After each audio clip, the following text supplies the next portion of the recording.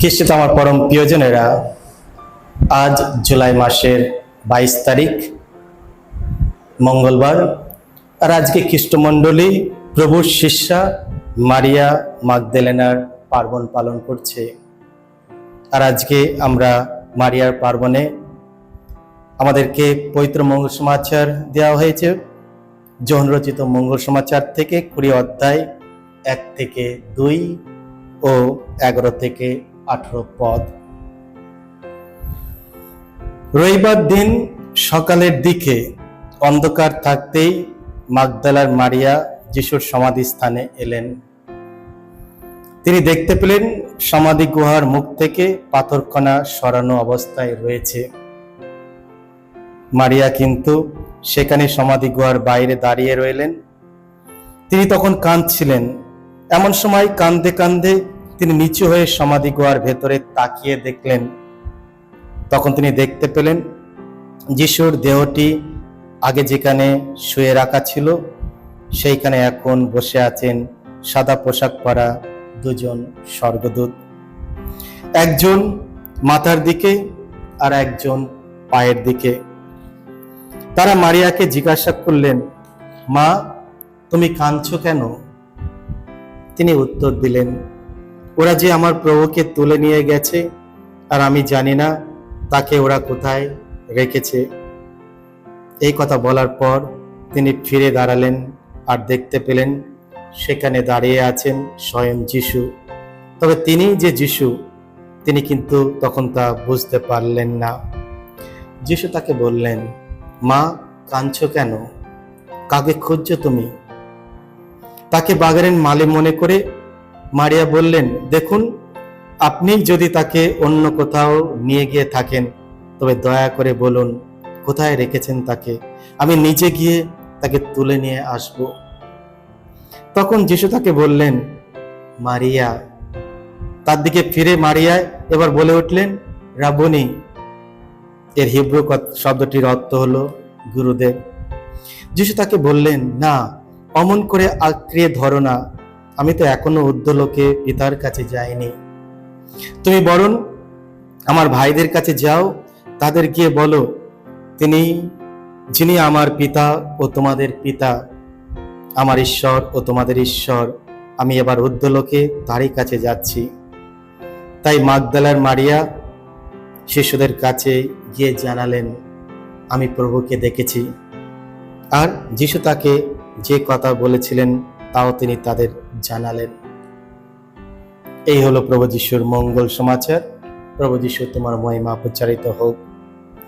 খ্রিস্ট পরম প্রিয়জনেরা, মারিয়া মাগদলেনা কিংবা মাগদলার মারিয়া ভ্রান্ত প্রেমে নিজের দেহ মন বিকিয়ে দিয়েছিলেন। সকলের চোখে পাপিষ্ঠা পতিতা ছিলেন তিনি। কেন তিনি পাপিষ্ঠা ছিলেন? কারণ তার দেহ থেকে 7টি অপদূত তাড়ানো হয়েছিল। এই যে মারিয়া সমাজের চোখে যিনি পাপিষ্ঠা, কলঙ্কিত, সেই মারিয়া যখন করুণাময় পরমেশ্বরের ভালোবাসার স্পর্শ পেলেন তখন তিনি সম্পূর্ণভাবে পাল্টিয়ে গেলেন। এই যে তারপরে তিনি প্রভু যিশুকে মন প্রাণ হৃদয় দিয়ে ভালোবাসতে লাগলেন।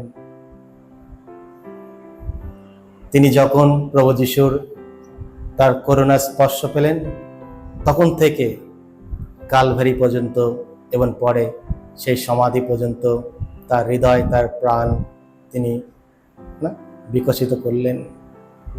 কারণ প্রভু যিশুকে সে ভালোবাসত। তার ভালোবাসা প্রভু যিশুর কাছ থেকে দূরে সরে নিয়ে যেতে পারেনি।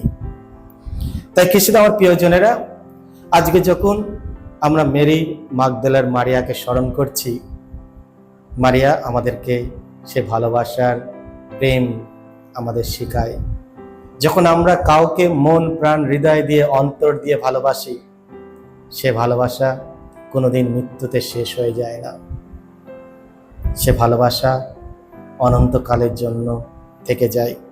আর আমরা অনেক সময় সেটা অনুভব করেছি।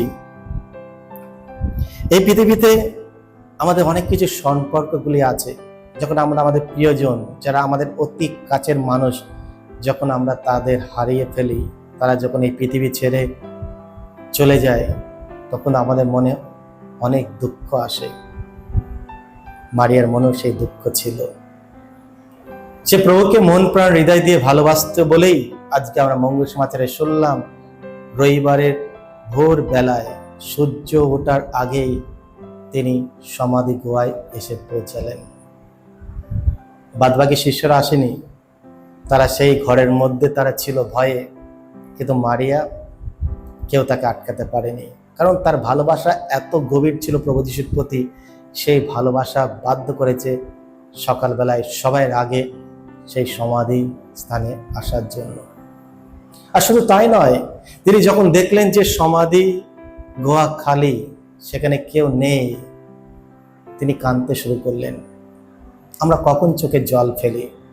যখন আমাদের প্রিয় কোনো ব্যক্তি আমাদের কাছ থেকে দূরে সরে যায়, যখন কোনো ব্যক্তি আমাদের কাছ থেকে সারা জীবনের জন্য বিদায় নেয়, কে যখন মারা যায়, তখন আমরা চোখে জল ফেলি, কারণ ওই ব্যক্তিকে আমরা মন প্রাণ হৃদয় দিয়ে ভালোবাসি।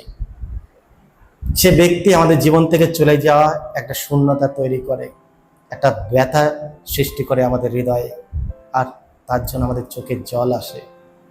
আর সেইটা মারিয়ার হৃদয়ে এসেছিল, তার চোখ দিয়ে জল পড়েছিল, কারণ তার মনে সন্দেহ হলো কে যেন এই গুহা থেকে তার প্রভুকে সরিয়ে দিয়েছে। আর তিনি যখন সেই বাগানের মালিকের জন্য তিনি দেখলেন যিশু, তিনি তাকে চিনতে পারলেন না। তিনি বাগানের মালিক মনে করে তাকে বললেন, বলুন আপনি ওকে কোথায় রেখেছেন, আমি নিজে গিয়ে তাকে নিয়ে আসব। তার সাহস, এত ভালোবাসতো প্রভুকে, সে প্রভুকে হারাতে চায়নি। কিন্তু আমার পরম প্রিয়জনেরা, মেরি মাগদেলা আমাদের কাছে এই শিক্ষা দেয়, যখন আমরা আমাদের প্রভুকে মন প্রাণ হৃদয় দিয়ে ভালোবাসি, প্রভুকে আমাদের কাছ থেকে কেউ দূরে সরে নিয়ে যেতে পারে না। সে ভালোবাসা আমাদের টানে প্রভুর কাছে যাওয়ার জন্য। মেরি মাগদেলার মতো হয়তো আমরাও প্রভু পরমেশ্বরের করুণা স্পর্শ পেয়েছি, তার ভালোবাসা আমরা অনুভব করেছি। আমরা কি মেরি মাগদেলার মতো প্রভুর কাছে ছুটে আসি তাকে দেখার জন্য, তার বাণী শোনার জন্য? তিনি হয়তো আমাদের ডাকে যেভাবে তিনি ডেকেছিলেন মারিয়া বলে, আমরা কি তার ডাক শুনতে পাই? কিছু আমার প্রিয়জনেরা, আজকে যখন আমরা মেরি মাগদেলেনাকে স্মরণ করছি, প্রার্থনা করি আমাদের প্রত্যেকের জন্য মারিয়ার মধ্যস্থতায় আমরা যেন সত্যি মন প্রাণ হৃদয় দিয়ে আমরা আমাদের প্রভুকে ভালোবাসতে পারি। আর সেই ভালোবাসার ফল আমরা পাবো যেভাবে মেরি ভালোবাসার ফল পেয়েছিলেন। তিনি সর্বপ্রথম পুনরুত্থিত যিশুর দর্শন পান। এছাড়া সৌভাগ্য আর কি হতে পারে যে পুনরুত্থিত যিশু আর কাউকে নয়, তিনি তার মাকে নয়, তিনি যে প্রিয় শিষ্য জন তাকে নয়, পিতরকে নয়, তিনি এই একজন পাপিষ্ঠা নারীকে, যে ঈশ্বরের করুণা পেয়েছে, সেই মারিয়াকে তিনি দর্শন দিলেন। এই যে মারিয়া, তিনি প্রথম বহন করে আনেন সে মহা আনন্দের বার্তা যে যিশু পুনরুত্থিত হয়েছে। সৌভাগ্য পুনরুত্থিত যিশুর সেই বার্তা চারিদিকে ছড়িয়ে দেয়া। আর শুধু তাই নয়, মারিয়া এত সৌভাগ্য ছিল যে প্রভু তার নাম ধরে ডেকেছে, পুনরুত্থিত যিশু।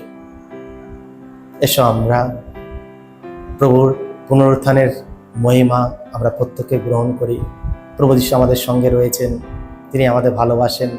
আমরাও মন প্রাণ হৃদয় দিয়ে তাকে ভালোবাসতে চেষ্টা করি, যে প্রভু যিশু এখন আমাদের মধ্যে রয়েছেন। তিনি হয়তো আমাদের নাম ধরে ডাকেন, হয়তো তিনি একই বার্তা আমাদের দেন যে যাও সবাইকে আমার মহা আনন্দের কথা ঘোষণা করো, যে আমি পুনরুত্থিত হয়েছি, আমি মৃত্যুকে জয় করেছি। এই যে আশার বাণী, এই ভালোবাসার বাণী, মেরি মাগদেলার মতো আমরাও যেন সাহসের সঙ্গে চারিদিকে ছড়িয়ে দিই। সকলকে জয় যিশু। ঈশ্বর আপনাদের সকলকে আশীর্বাদ করুন। আজকের দিনটা শুভ হোক।